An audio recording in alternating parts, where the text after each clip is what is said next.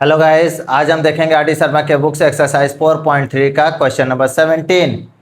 इस क्वेश्चन में आपको दिख रहा होगा कि क्वेश्चन दिया गया है जिसको हमें फैक्टराइजेशन मेथड से सॉल्व करना है। क्लियर है? यह क्वेश्चन आपके 2015 के क्वेश्चन पेपर में आ चुका है। ये थोड़ा इंपॉर्टेंट भी है और थोड़ा ट्विस्टेबल भी है। क्लियर है? अगर आप दिमाग नहीं लगाएंगे तो ये बहुत टफ हो जाएगा और दिमाग लगा लेंगे तो एकदम सरल हो जाएगा। क्लियर है? तो हम देखते हैं इसको कैसे करेंगे। क्वेश्चन क्या लिखा हुआ है? 9x² माइनस का 6b² x माइनस का a⁴ minus b⁴ equals to 0। तो हम क्या करते हैं जनरली, x² का जो कांस्टेंट है और x² का जो कोफिशिएंट है और कांस्टेंट को हम पहले मल्टीप्लाई करते हैं। क्लियर है? तो हम मल्टीप्लाई कर देते हैं। 9 का हम a⁴ माइनस b⁴ में मल्टीप्लाई कर देते हैं। फिर इसको हम क्या करते हैं प्राइम फैक्टर में तोड़ते हैं। 3 इंटू 3 और इसका फॉर्मूला आपको पता है क्या है? a² माइनस b² और a² प्लस b²। क्लियर है? अब आपको 6b² लाना है तो हम इसको और नहीं तोड़ेंगे, नहीं तो इसको हम तोड़ सकते थे a plus B a minus B में, लेकिन नहीं तोड़ेंगे। क्यों? क्योंकि हमें b² में चाहिए टर्म। मतलब 6b² या तो ऐड करके आएगा या तो सब्ट्रैक्ट करके आएगा। क्लियर है? या तो ऐड करके आएगा या तो सब्ट्रैक्ट करके आएगा। कैसे आएगा? अब देखिए x² का साइन क्या है? प्लस, और इसका कांस्टेंट का साइन क्या है? माइनस। इन दोनों का मल्टीप्लाई करने पे क्या आ रहा है? माइनस आ रहा है। अगर माइनस आता है तो हम सब्ट्रैक्ट करके ये लाने की कोशिश करते हैं। अगर दोनों का मल्टीप्लाई अगर प्लस आ जाता तो हम ऐड करके लाने, लेकिन इस केस में क्या है, इस क्वेश्चन के केस में क्या सब्ट्रैक्ट करना पड़ेगा। क्यों? क्योंकि हमारा माइनस आ रहा है।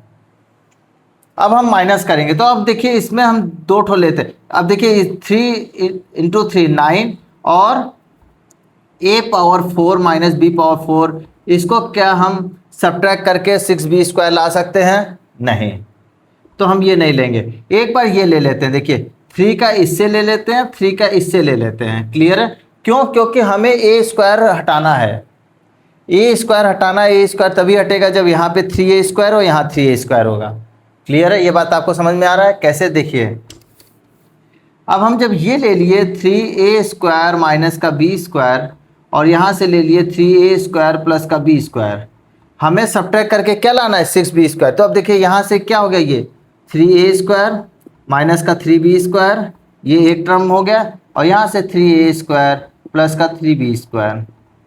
अब इन दोनों को हम सब्ट्रैक्ट करेंगे। देखिए सब्ट्रैक्ट करेंगे,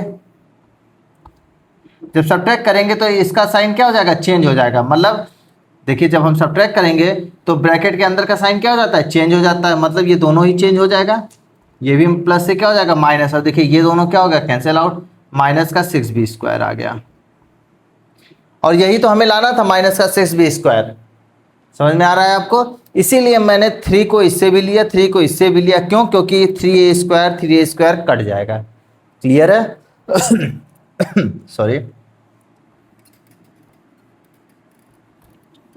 यही चीज़ यहाँ पे दिमाग लगाना था। थोड़ा सा क्या दिमाग लगाना था कि इसको हमें a² minus b² a² plus b² के रूप में तोड़ना था। क्लियर है? तो यहाँ से हम दो टर्म लेंगे, दो फैक्टर लेंगे। क्या क्या? 3a² माइनस b² और 3a² प्लस का b²।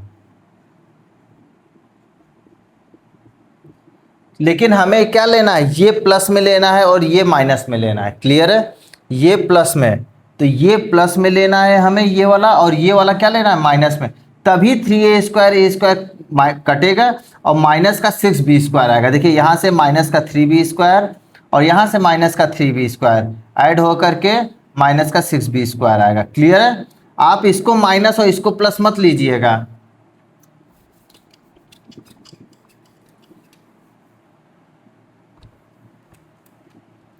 माइनस का a⁴ minus b⁴ equals to 0।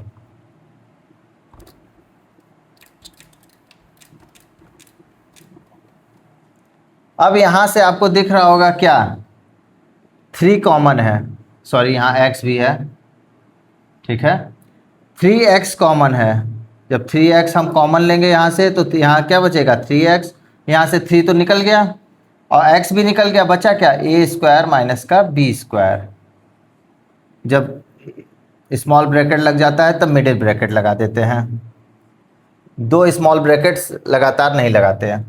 Minus का, अब देखिए इसमें से और इसमें से क्या कॉमन है, आपको ये दिख रहा होगा, इसमें ए, इसको हम क्या लिख सकते हैं एक्सपेंड करके, ए स्क्वायर माइनस का बी स्क्वायर और ए स्क्वायर प्लस का बी स्क्वायर, ये लिख सकते हैं। तो आप a square plus b square क्या इसमें नहीं है, इसमें भी a square b plus b square, जब ये कॉमन लेंगे तो क्या बचेगा, a square minus b square. Clear है? तो यहाँ से माइनस कॉमन लेते हैं हम, माइनस का ए स्क्वायर प्लस का बी स्क्वायर कॉमन लेते हैं। क्लियर है? तो यहाँ से 3 और x बच जाएगा। जब हम केवल हमने यही उठाया है ए स्क्वायर प्लस बी स्क्वायर, तो क्या बचेगा, 3 इंटू एक्स, 3x बच जाएगा। प्लस का क्यों, क्योंकि माइनस हमने ले रखा है, यहाँ से भी माइनस ले लेंगे तो प्लस बचेगा। और यहाँ से a square minus b square मैंने उठा लिया, sorry a square plus b square उठाया, तो बचेगा a square minus b square. Clear है? अब यहाँ से आप देखिए 3x plus a square minus b square, 3x plus a square minus b square, ये दोनों में कॉमन है, तो ये हम ले लेंगे। इसको ओपन भी कर सकते हैं, 3x plus a square minus b square, ये कॉमन हो गया, तो बचा क्या, 3x माइनस मिडिल ब्रैकेट लगा देते हैं ए स्क्वायर प्लस का बी स्क्वायर इक्वल्स टू 0। अब यहाँ फिर से ये आ गया क्या, दो नंबर का मल्टीपल 0, इसका मतलब या तो ये 0 होगा या तो ये 0 होगा। क्लियर हो रहा है? या दोनों 0 होंगे, क्यों, क्योंकि जब दो नंबर का मल्टीपल 0 होता है,